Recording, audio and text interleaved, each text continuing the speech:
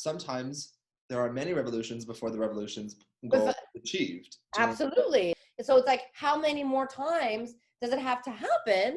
Do people have to die? Do cities have to be burned to the ground for y'all to actually fucking do something about it? Yeah. Like, how many more times does this have to happen? You know, and I say y'all, but I mean like everyone. You know what I mean? Like we all are responsible, and even though we don't live in that country, shit is happening here too. Like, it's not, you know, Canada does things in a different way, but they still do the things. Like, it's Yeah. it just looks different, you know, Well, but it's the same thing. and I think your point, we're all responsible, is part of the issue, because a large majority of white people don't think that they're racist. Mm-hmm. And I'm like, I have a hard time dealing with the fact that I am racist. But Right. there are things that I was taught as a child that are my immediate response. And I feel and watch my brain take over and go, you don't think that way. Yeah, you have to change it. You Yeah. don't actually think that. Like that's your knee-jerk reaction, not your opinion.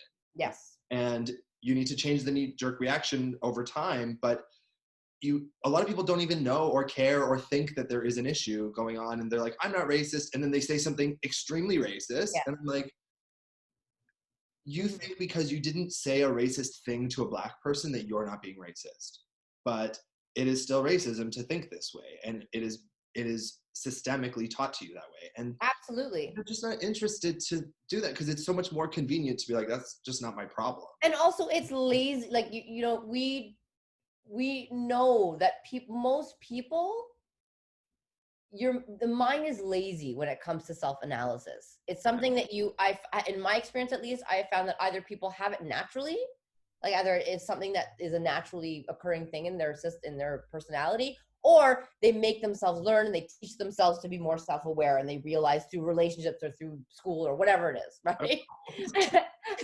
And unless those are the two things, generally speaking, people are lazy about that stuff. And certainly with things that are like so indoctrinated in you that you can't even separate whether they're a part of you or not. And we all have those. I have those too.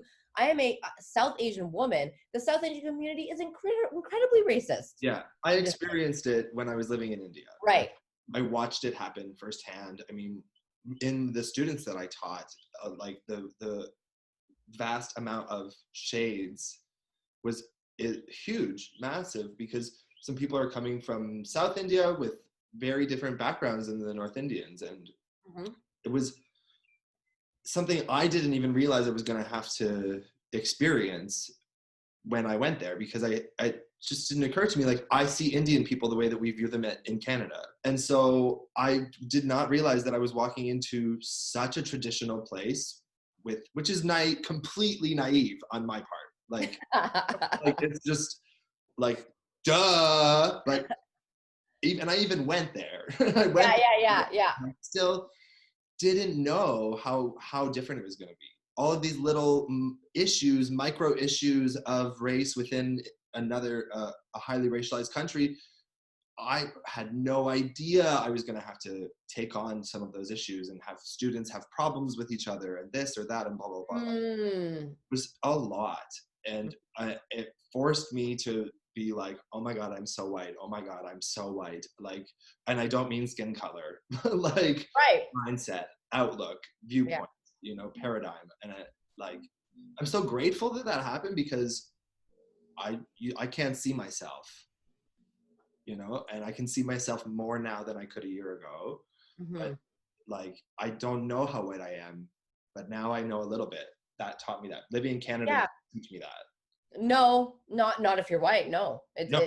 right? Yeah. If you don't have an experience either with your close friends or people in your life who are of color, who are black or whatever, how do you know? Like we were talking about, like how do you figure this out if you don't have those people in your life, to see through their eyes, you know what I mean? To like kind of see how things are. And I mean, for you even experienced it. You were told the story about you in the restaurant.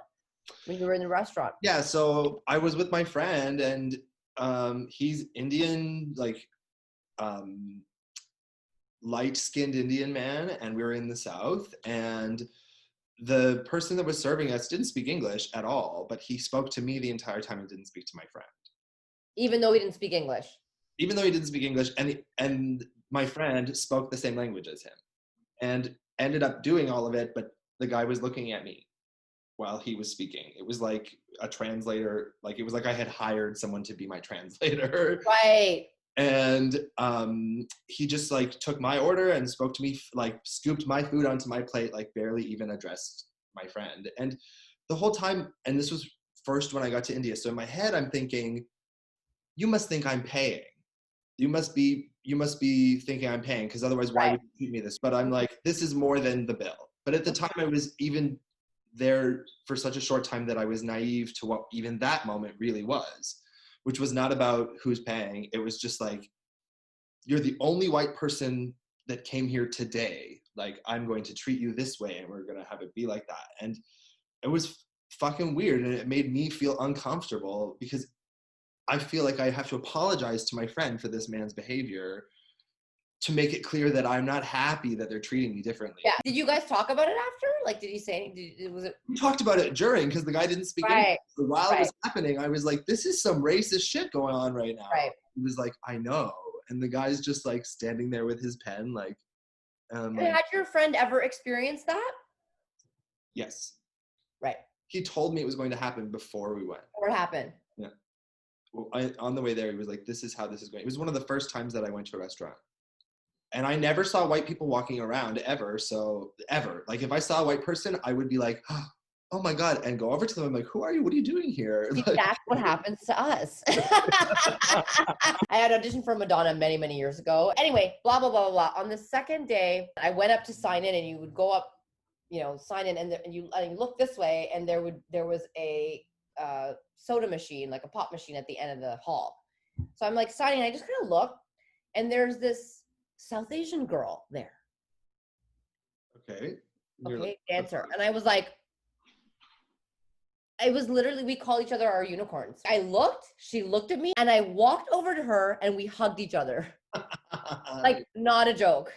And we were both like, I've never seen another South Asian girl like doing this shit. Like, because it was like not Indian dancing, like it's like, pop culture kind of shit, right? So neither of us had ever seen anyone in our lives. And at that time I was 23. So that tells you something. Anyway, just to say that whole story, that when we see each other too, you're like, hey.